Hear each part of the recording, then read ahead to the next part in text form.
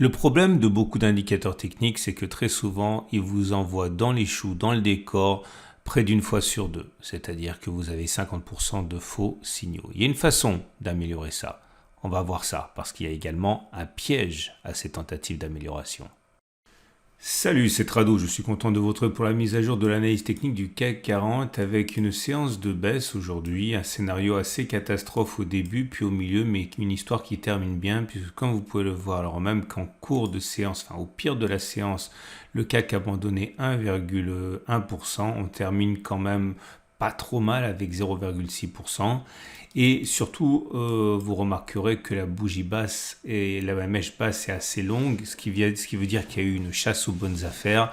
Et on termine plutôt dans la partie haute de la bougie. Considérant qu'une bougie, c'est un peu un champ de bataille, et bien le fait que l'on termine dans la partie haute montre bien que la pression haussière était quand même au rendez-vous. Alors, avant que je n'oublie, on a deux scénarios ici qui ont été menacés, mais qui ne sont absolument pas remis en cause. C'est-à-dire que là, vous avez, j'en ai parlé hier, j'avais expliqué, je ne vais pas réexpliquer parce que sinon ça va être trop long, mais hier on a vu que lorsque l'on avait deux bougies vertes comme ça, sous condition, on avait... et attention, encore une fois, le poids des mots est important dans les backtests.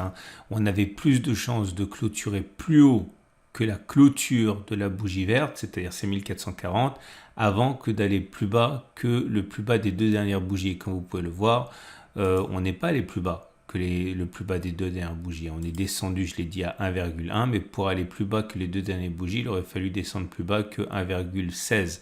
C'est pas le cas. Donc on est toujours théoriquement sous le coup éventuel de l'inscription d'un plus haut par rapport à ce qu'on avait testé là, sur la séance d'hier, à savoir plus haut que 7400 et quelques là. Deuxième chose qui n'est pas du tout remis en cause non plus, on avait testé le super trend et on avait vu que lorsque l'on clôturait en dessous du super trend et que le super trend passait du vert au rouge, bref, baissier, il était beaucoup plus plausible que l'on clôture plus bas que la clôture de la bougie qui a cassé le super trend, clairement 7345, plutôt que l'on casse le super trend à la hausse. Donc tout ce que l'on a dit pour l'instant n'est pas invalidé et on pourrait tout à fait avoir quelque chose comme ça, c'est qu'un scénario, une clôture au-dessus de la bougie conventionnée verte avant de repartir à la baisse, chercher la fameuse médiane de la fourchette de chiffres dont je parlais. Okay, ça peut être effectivement une piste de travail pour vous.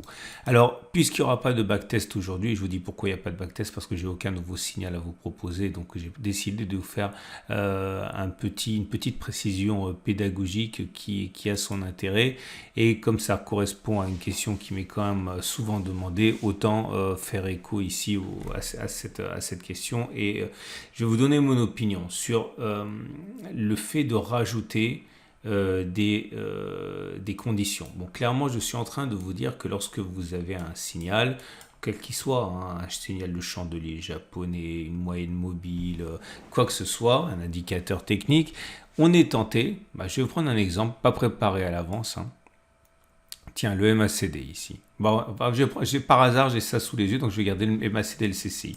On a eu un signal baissier qui a été donné sur cette bougie-ci, ok ? Et on sait que les signaux baissiers sont moins bien suivis d'effets que les signaux haussiers, mais là, ça ne fonctionne pas trop mal.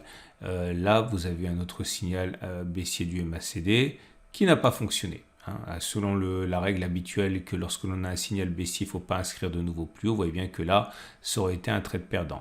Alors que là, ça aurait été un trade gagnant. Je remonte au hasard le troisième signal. Ici, signal baissier sur cette bougie. Ok, donc conformément à ce que je fais d'habitude, il faut aller plus bas, au moins de la même distance qui va au stop de protection. Stop de protection étant mis sur les précédents sommets, on voit bien que ça aurait été un trade perdant aussi. Ok, voilà, c'est parfait comme exemple. Et comme vous pouvez le voir, regardez là aussi, vous avez un autre signal perdant. Vous comprenez tout de suite pourquoi j'aime pas beaucoup les signaux baissiers sur le CAC 40. En tout cas, 4 occurrences, 3 échecs, 75% d'échecs.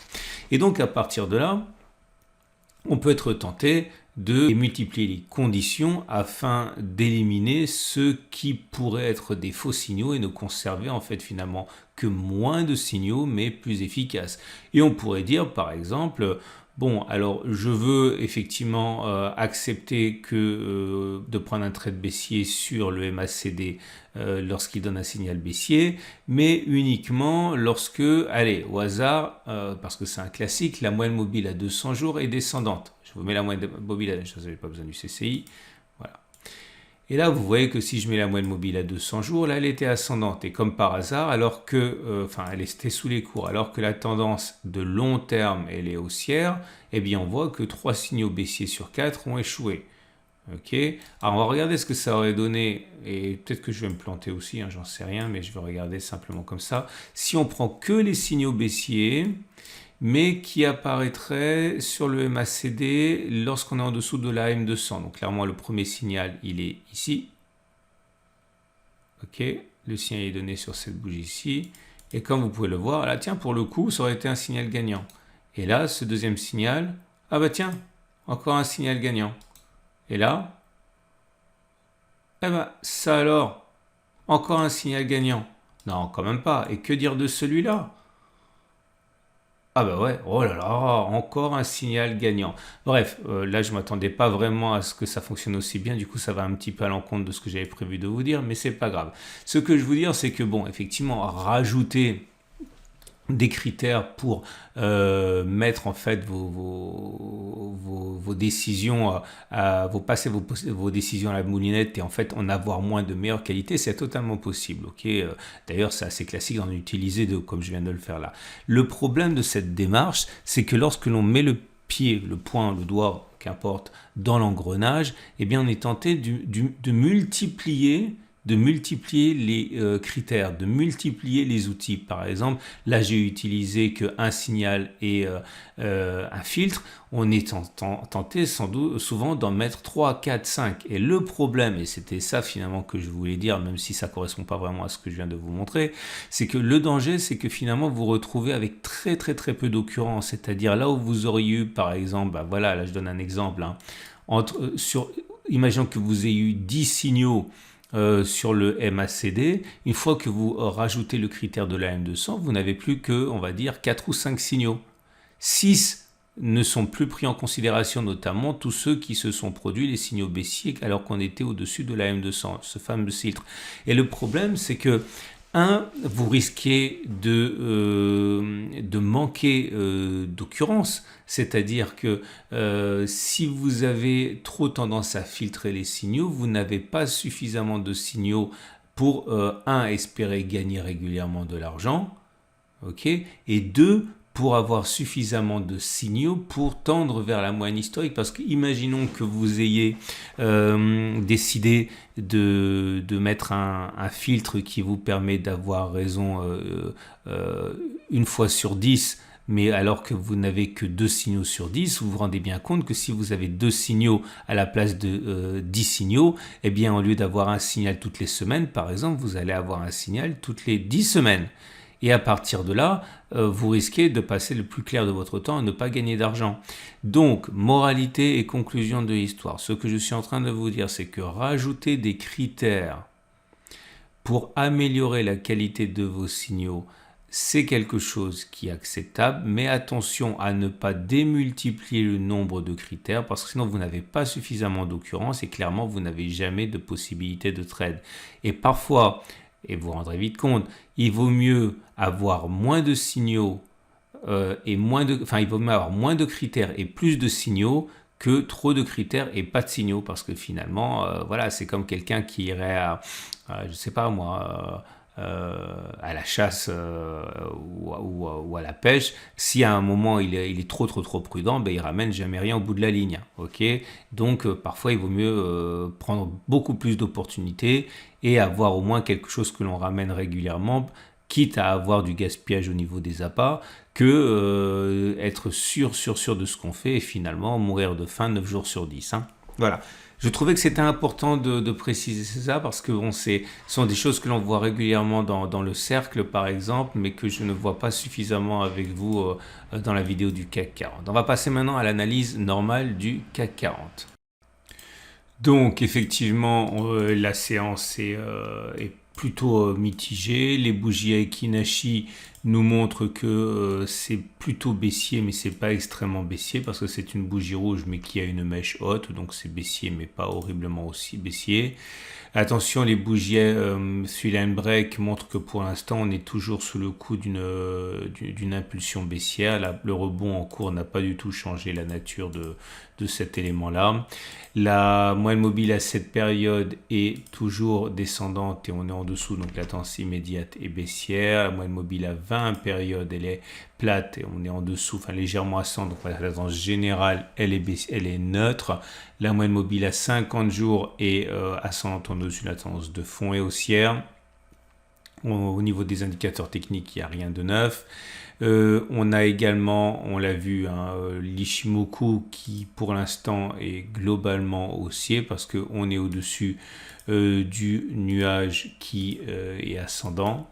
On est au-dessus également de la Kijun, enfin quoique ça se joue pas à grand chose. On risque d'avoir un croisement Tenkan-Kijun, mais dans cette configuration où la Tenkan croise la Kijun à la baisse au-dessus du nuage, c'est pas très significatif, contrairement à la Tenkan qui croiserait à la hausse la Kijun alors qu'on est au-dessus du nuage. Donc je vous montre un exemple rapide pour que ce soit pas trop du charabia. Voilà, là c'est pas mal, mais là ça donne rien du tout, et là on s'apprête à avoir quelque chose comme ça justement. Donc on va dire la tendance de fond est haussière, mais ça reste mou à très court terme puisqu'on est en dessous de la Tenkan qui descend. Et on va donc terminer avec les trades du jour qui sont les suivants. Donc si vous êtes haussier, vous pouvez, alors soit vous pensez qu'on a fait les plus bas, c'est un pari, vous pouvez acheter maintenant. Attention, je mettrai le stop de protection en dessous de toutes les résistances, tous les supports ici pour être à l'abri. Donc si vous achetez maintenant et que vous pariez sur le fait qu'on va aller rechercher les plus hauts, mais on pourrait mettre un stop de protection en dessous des plus bas, ça vous donne un ratio gain risque de 1,8, c'est bon. Ou alors vous décidez de viser l'infini et au-delà. Mais là, par contre, il faut que le stop de protection soit en dessous de plein de choses au cas où il y aurait une attaque baissière. Toute manière, en termes de ratio gain-risque, vous y retrouverez, puisque voilà, 1,5 dans cet exemple fictif. Si vous êtes baissier, vous êtes de mieux en mieux là, parce que plus on se rapproche de la résistance, mieux on est pour spéculer à la baisse. Imaginons que rentre à la baisse maintenant, après un petit rebond technique. Voilà, vous visez un retour sur le comblement du gap. Voilà, 3,7% à la baisse avec un stop de protection au-dessus. Des plus hauts, voilà, vous avez 1,3 facilement. Voilà, c'était une vidéo un petit peu bizarre. Merci de me pardonner ça, mais je pense que c'était intéressant quand même. N'oubliez pas toutes les vidéos qui vous attendent si vous ne les avez pas encore regardées ce week-end.